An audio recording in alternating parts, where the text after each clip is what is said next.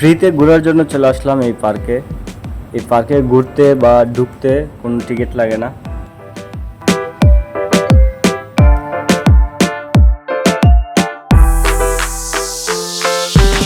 Hello বন্ধুরা, আসসালামু আলাইকুম।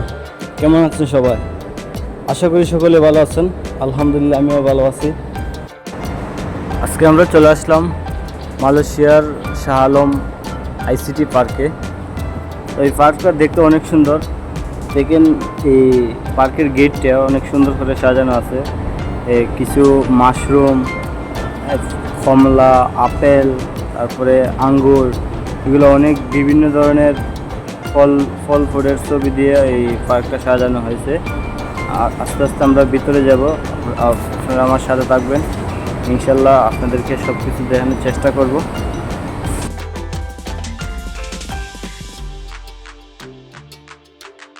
এই পার্কটা অনেক জীবজন্তুর ছবি দিয়ে, মূর্তি দিয়ে সাজানো আছে। আমরা আস্তে আস্তে ভিতরে যাব।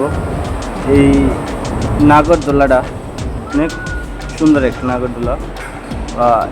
আমি ভাবছিলাম যে ওইটার উপরে উঠে একটা ভিডিও করবো, কিন্তু অসম্ভব। কেননা এটার উপরে উঠলে পরে যখন এটা চালু হবে তখন নিজেকে কন্ট্রোল রাখা অসম্ভব।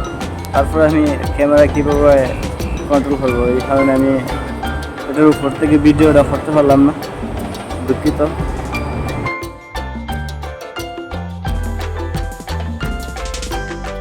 সুন্দর করে সাজানো, আমি সত্যি কথা না আসলে বুঝতে পারতাম না। অনেক সুন্দর। দেখেন গাছের মডেলগুলা অনেক সুন্দর, লাইটিং করা হয়েছে গাছগুলো। তো আমি আপনাদেরকে সব কিছু দেখাবো। এখন আমরা ওই সামনের দিক থেকে যেতেছি, দেখি আর কি আছে এই জায়গাতে।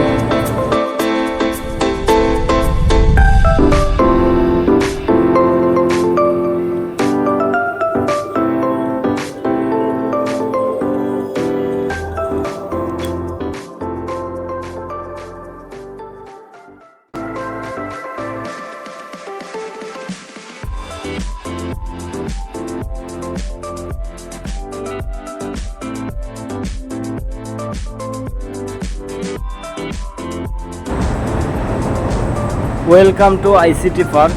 অনেক সুন্দর একটা জায়গা, ঘোরার মতন জায়গা। আপনারা আসেন, এই জায়গায় আসলে পরে অনেক মজা পাইবেন, অনেক আনন্দ পাইবেন এই জায়গাটা ঘুরে।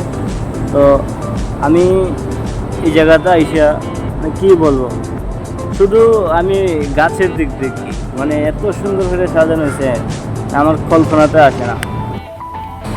এইরকম একটা পার্ক আমাদের বাংলাদেশে হওয়া খুবই দরকার, কারণ অনেক সুন্দর একটা পার্ক এটা।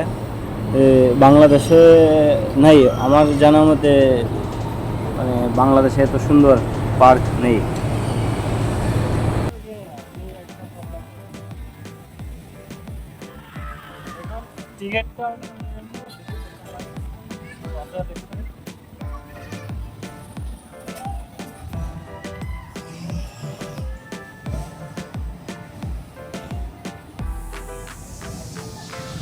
আপনাদেরকে আরেকটা কথা বলতে আমি ভুলে গেছি।